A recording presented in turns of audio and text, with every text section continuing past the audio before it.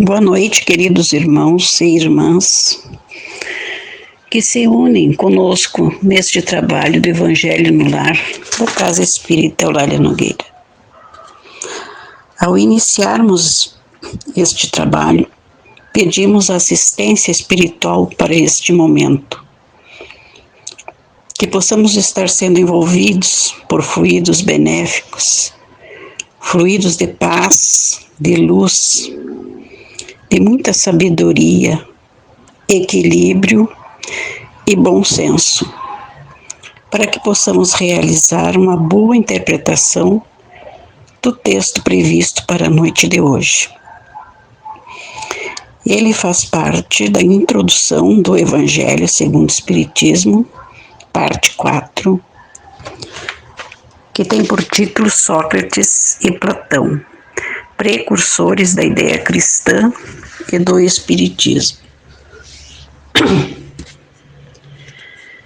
Do fato de haver Jesus conhecido a seita dos essênios, fora errôneo concluir-se que a sua doutrina auriu a ele dessa seita, e que se houvera vivido noutro meio, teria professado outros princípios. As grandes ideias jamais irrompem de súbito. As que assentam sobre a verdade sempre têm precursores que lhes preparam parcialmente os caminhos. Depois, em chegado o tempo, envia Deus um homem com a missão de resumir, coordenar e completar os elementos esparsos, de reuni-los em corpo de doutrina. Desse modo, não surgindo bruscamente, a ideia, ao aparecer, encontra espíritos dispostos a aceitá-la. Tal o que se deu com a ideia cristã, que foi pressentida muitos séculos antes de Jesus e dos essênios, tendo por principais precursores Sócrates e Platão. Sócrates, como o Cristo, nada escreveu, ou pelo menos nenhum escrito deixou. Como o Cristo, teve a morte dos criminosos, vítima do fanatismo, por haver atacado as crenças que encontrara e colocado a virtude real acima da hipocrisia e do simulacro das formas. Por haver, numa palavra, combatido os preconceitos religiosos.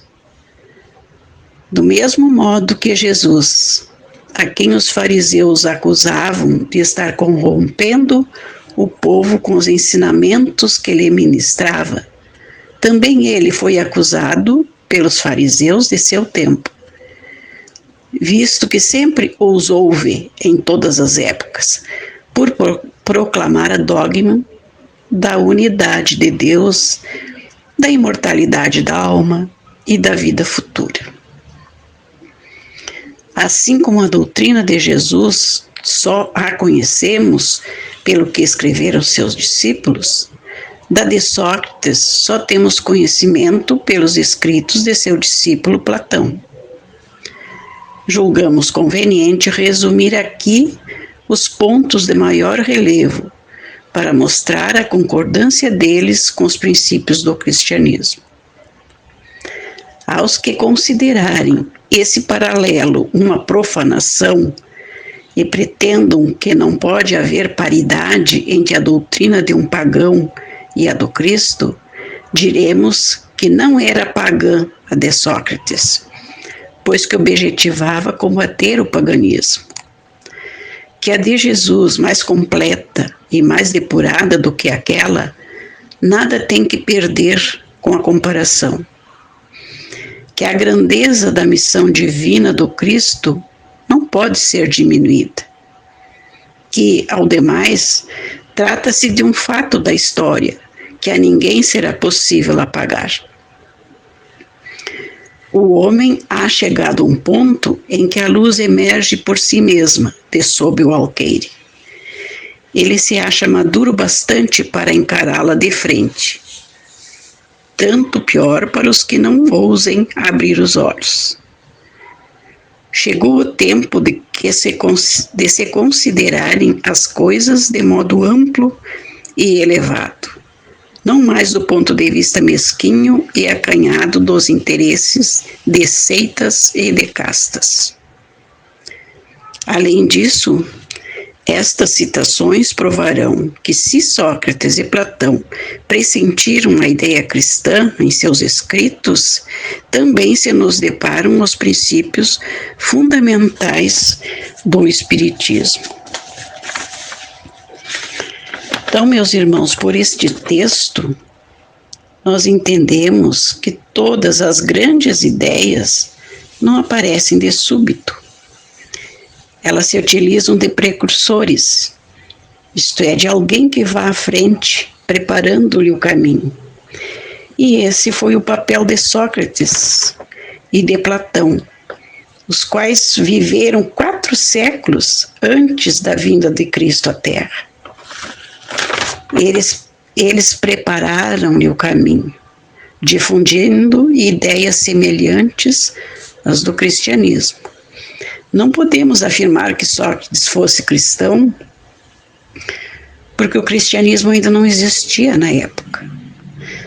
Apenas suas ideias tinham os mesmos princípios do que o Cristo viria ensinar mais tarde.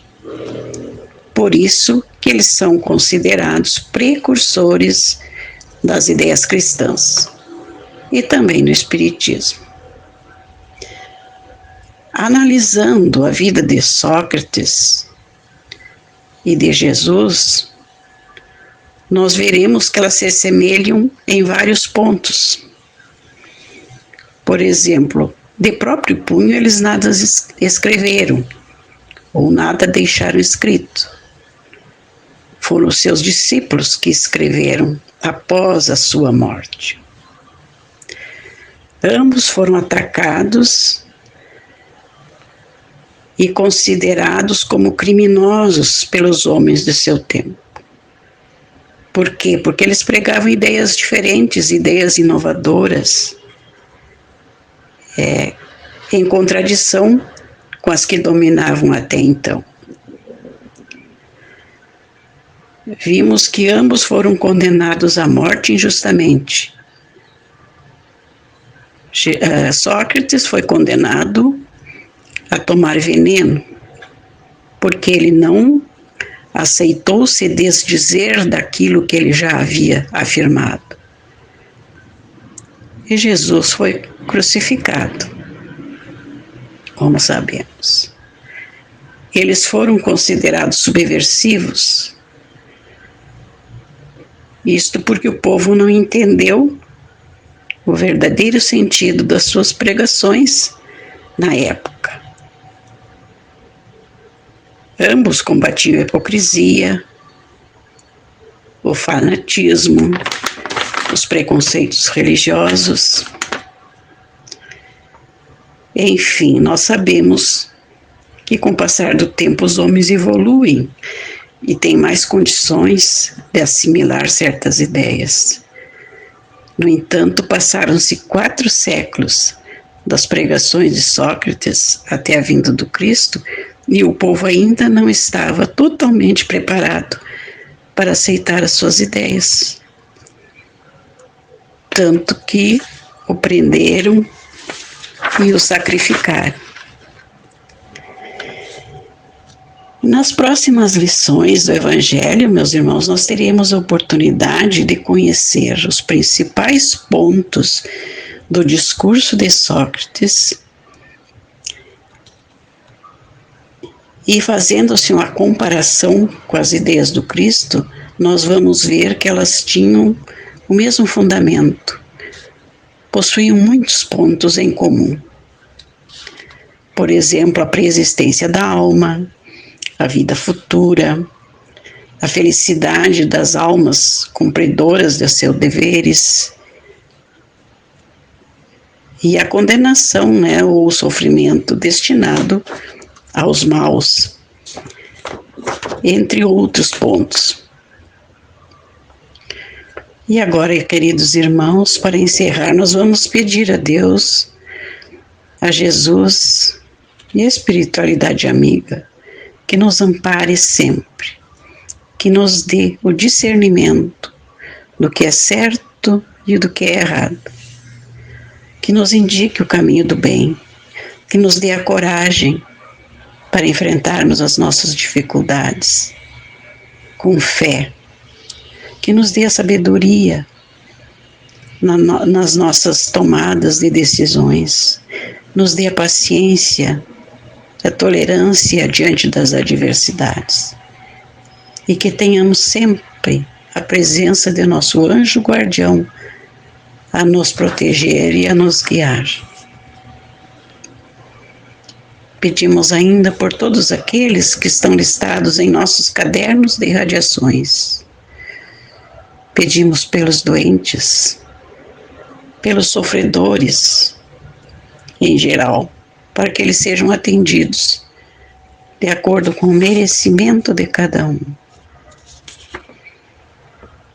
Neste final de trabalho, pedimos pela paz no mundo e pedimos em especial pela nossa pátria, que aqui, pelas vibrações de amor de seus habitantes, ela possa manter-se em paz, com a proteção especial que temos de nosso irmão Jesus Cristo. Pedimos pelos nossos familiares, pela paz em nossos lares, para que haja um entendimento entre as famílias, na sociedade e entre os povos em geral. Pedimos ainda pelas nossas águas, que elas sejam tratadas de acordo com a necessidade de cada um de nós, para que elas sejam o nosso medicamento. Aquele medicamento que irá nos tornar imunes às doenças e fortalecidos, tanto física como espiritualmente.